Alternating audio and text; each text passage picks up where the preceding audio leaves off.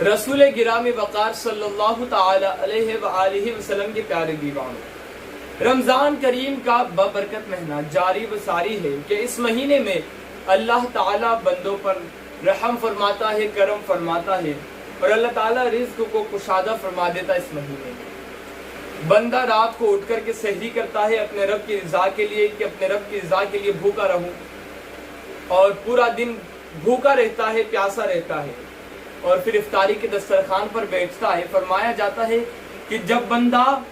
افطاری کے دسترخوان پر بیٹھتا ہے تو وہ جو دعا خدا سے کرے اللہ تعالیٰ اس کی ہر نیک جائز دعا کو قبول فرماتا ہے۔ افطاری کا دسترخوان سجا ہوا ہوتا ہے، اس میں بہت سارے فروٹس ہوتے ہیں، گھر میں بنائی ہوئی چیزیں ہوتی ہیں، باہر سے لائی ہوئی چیزیں ہوتی ہیں،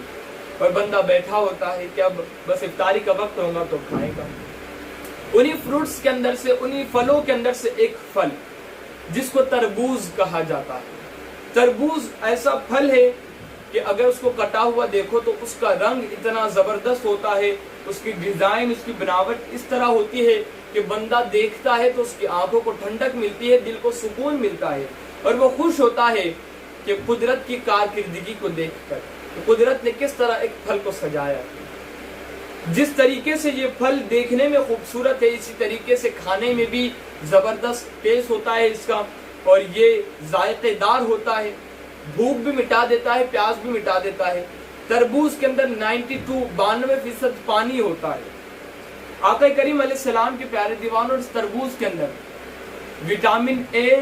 اور وٹامن سی ہوتا ہے، جو کہ انسان کی صحت کو بہتر بنانے میں، انسان کے جسم کو تندرست بنانے میں بہت زیادہ مفید ہوتا ہے۔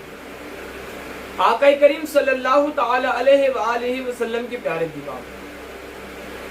رسول اعظم صلی اللہ تعالی علیہ وآلہ وسلم جب بھی تربوز تناول فرماتے، جب بھی تربوز کھاتے، تو اس تربوز کے ساتھ آقا کریم صلی اللہ علیہ وسلم تازہ کھجوروں کو ملا لیا کرتے تھے۔ کیوں ملاتے ہیں یہ آپ کو میں آگے بتاؤں گا، اور اس کے فائدے کیا ہے یہ بھی میں آپ کو آگے بتاؤں گا۔ آقا کریم صلی اللہ علیہ وسلم کے پیارے دیوانوں، کھجور جس کے اندر فائبر، پوٹاشیم، کاپر، میگنیز اور میگنیشیم، اس طرح کے بہت سارے اجزاء موجود ہوتے ہیں، اور اسی طریقے سے وٹامن B6 بھی اس کے اندر موجود ہوتا ہے، جو کہ انسان کو تندرستی دینے میں، انسان کی صحت کو بہتر بنانے میں بہت زیادہ مفید ہوتے ہیں۔ آقا کریم علیہ السلام کے پیارے دیوانوں، کھجور دماغ کو بھی تیز کرتا ہے، اور بہت سارے طبی امراض کے اندر تربوز اور کھجور دونوں مفید ہیں۔ رسول اعظم صلی اللہ علیہ وسلم کا انداز دیکھیں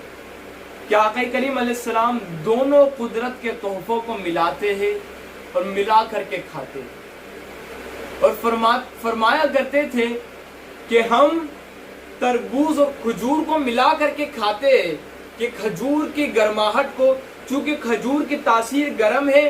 اور تربوز کی تاثیر ٹھنڈی ہوتی ہے، اگر زیادہ تربوز آپ کھا لوں گے تو آپ کو سردی ہو سکتی ہے، زیادہ کھجور آپ کھا لوں گے تو آپ کو اور جتنے گرم امراض ہوتے ہیں، جس طریقے سے ٹوائلٹس وغیرہ آپ کو لگ سکتے ہیں۔ لیکن رسول اعظم صلی اللہ علیہ وسلم کا انداز دیکھیں کہ آقا کریم علیہ السلام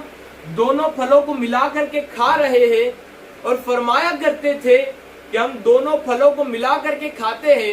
تو تربوز کی ٹھنڈک کھجور کی گرماہٹ کو ختم کر دیتی ہے، اور کھجور کی گرماہٹ تربوز کی ٹھنڈک کو ختم کر دیتی ہے، یعنی پورا نظام برابر رہتا ہے، برقرار رہتا ہے، اور ان پھلوں کے بینیفٹس بھی انسان کو ملتے ہیں۔ آقا کریم علیہ السلام کے پیارے دیوانوں، تربوز